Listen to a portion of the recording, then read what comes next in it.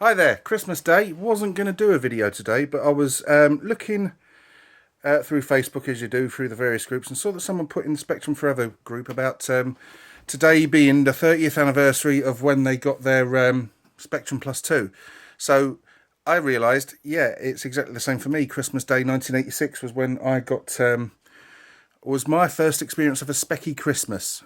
We did have a Rubber Key 48, myself and my brother, that we got in about 1984, and we played that till it literally sort of fell apart. Faceplate came off.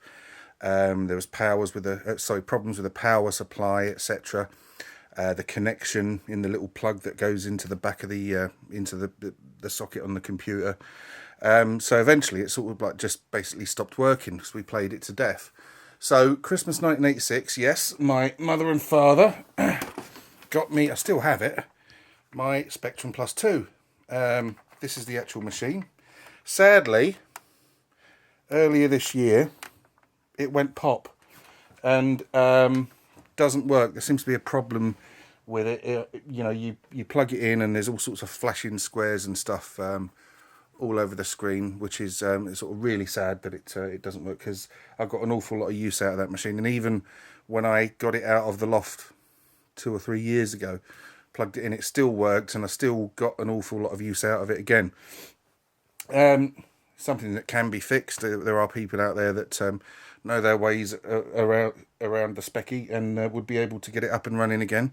But it's not something I'm going to be doing just now. I've got other ones that work, and I tend to use emulation mostly anyway.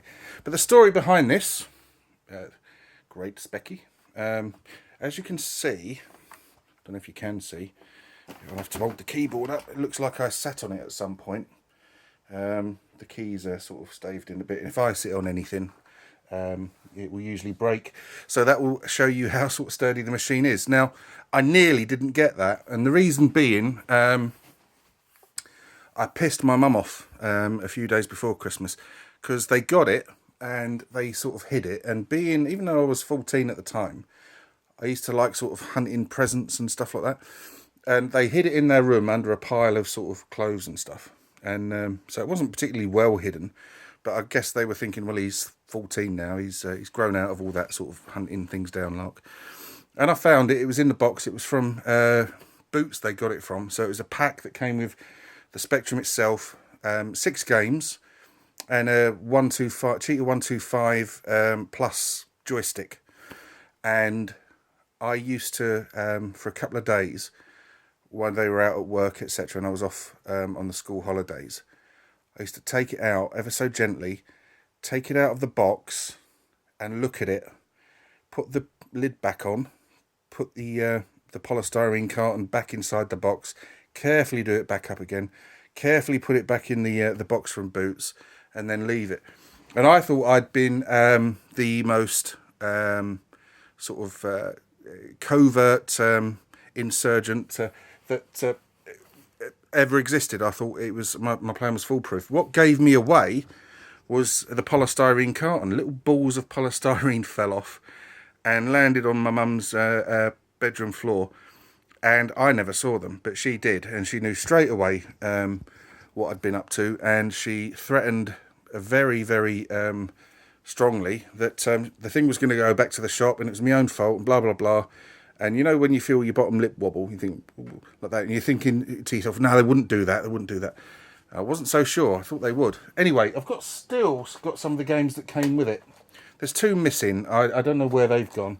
Haven't seen them for years. I got Legend of the Amazon Women. Yeah, lucky me. That's a crap game, that is. I got this little ditty, Boots exclusive Way of the Tiger. Way of the Tiger's sort of that 3-part sort of fighting game. I always preferred the sequel, Avenger, to Way of the Tiger, because I thought it was a better sort of game. It was more playable, I always found anyway. And it wasn't a fighting game as such. It was kind of like a Gauntlet sort of clone. Came with Tapper, Fighting Warrior from Melbourne House. Again, not a spectacular game. Animation's pretty decent in it. And there's my own copy of sort of my retail copy of Way of the Tiger from Gremlin, the sort of double jewel case, just to sort of show it alongside the Boots exclusive one. And the other games that came with it were Cosmic War Toad and Nomad. But like I said, I've not seen either of those games for either of those tapes for years. They're long lost. Nomad was a decent enough game. Cosmic War Toad, I didn't have a clue about it then. I tried playing it again a few months back. I didn't have a clue about it now. This just seems to be one of those games. Anyway, Last Guardian did arrive from Santa. Thank you, Santa. Your job is done. Okay, you're welcome again next year. You clearly listen. So me and my youngest, we've been sort of playing that and enjoying it. I hope you've had a great day. I hope you're continuing to have a great day. Happy Christmas.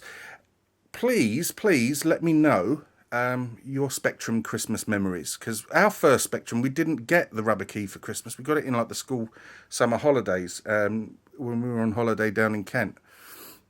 So the Christmas '86 was my first Spectrum Christmas, basically. So I'd like to know, what's your recollections of Spectrums at Christmas time? Did you get games? Did you get your Spectrum at Christmas? What did you get? You know, how long did you play it for, etc., etc., etc. It'd be really interesting to hear all that kind of stuff. Now, thank you ever so much for watching the video. I hope you... Oh, I keep forgetting to turn bloody notifications off. I'm forever doing that. Sorry, folks. What was I saying? Oh, yeah. Carry on having a great remainder of your Christmas. I'll see you in a few days' time. Thanks ever so much for watching. Take care of yourselves and goodbye.